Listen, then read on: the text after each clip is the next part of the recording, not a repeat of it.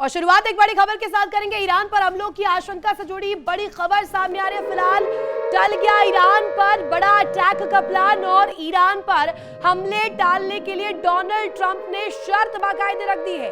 Deal जल्दी ही पूरी हो, हॉर्मूज तुरंत खुले।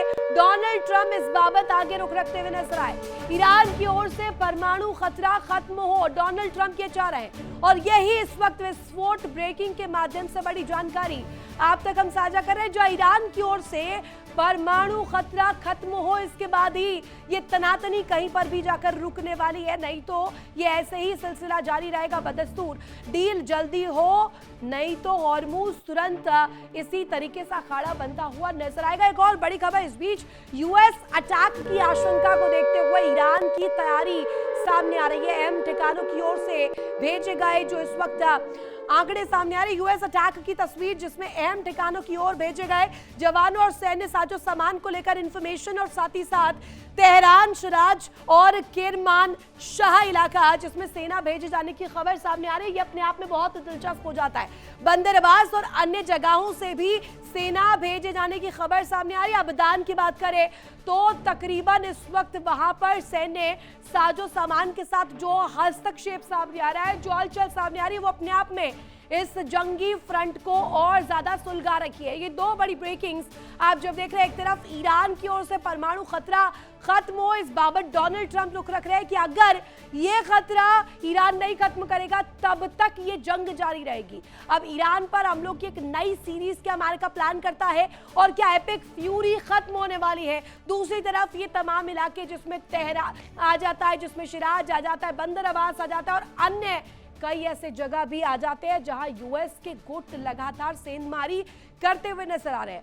अबदान की खास तौर पर बात करें जहां न्यूक्लियर प्लांट्स है, अबदान की खास तौर पर बात करें जहां न्यूक्लियर प्लांट्स है और वहां पर ऐसे सैन्य ठिकाने हैं जिन्हें नेस्तनाबूद करने के लिए डोनाल्ड ट्रंप पूरी तरीके से बेताब है। आर्म्ड ब्रिगेड का मूवमेंट वहां पर देखा गया है। पहाड़ों के करीब एयर डिफेंस सिस्टम भी तैनात की गई है और ये अपने आप में बहुत दिलचस्प हो जाएगा अगर यहां पर यह हमला हुआ और ज्यादा इंटेंसिटी के साथ हुआ। एक और बड़ी खबर, ईरान के विदेश मंत्री अब्बास अरागची का बड़ा कदम। दर्शकों, पाक सीडीएफ आसिम मुनीर टर्की के विदेश मंत्री से बातचीत और अब्बास अरागची ने सोशल मीडिया पर इसके लिए बाकायदे पोस्ट भी किया है। यूएस के किसी भी हमले का जवाब देने के लिए ईरान पूरी तरीके से रेडी है, अलर्ट है। यूएस के किसी भी हमले का जवाब ईरान बदस्तूर देगा और माकूल जवाब ईरान द्वारा दिया जाएगा। लेकिन इस बीच सबसे अहम हो जाती है वो डिप्लोमेसी के डोर्स जो अब ओपन हो रहे हैं। आप देखिए, टर्की के तरफ से भी यहां पर हस्तक्षेप किया गया।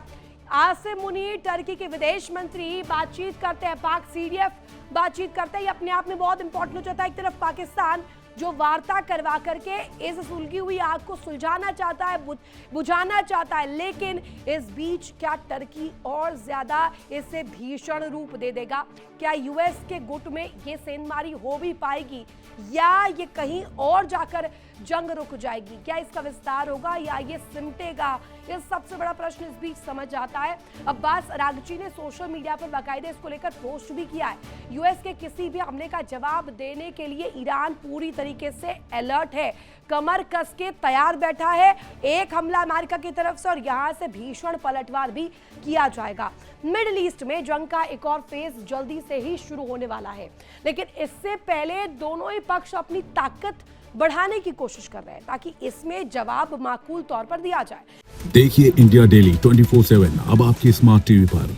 इंडिया डेली मौजूद है सभी डिजिटल प्लेटफॉर्म पर लाइव और लगातार।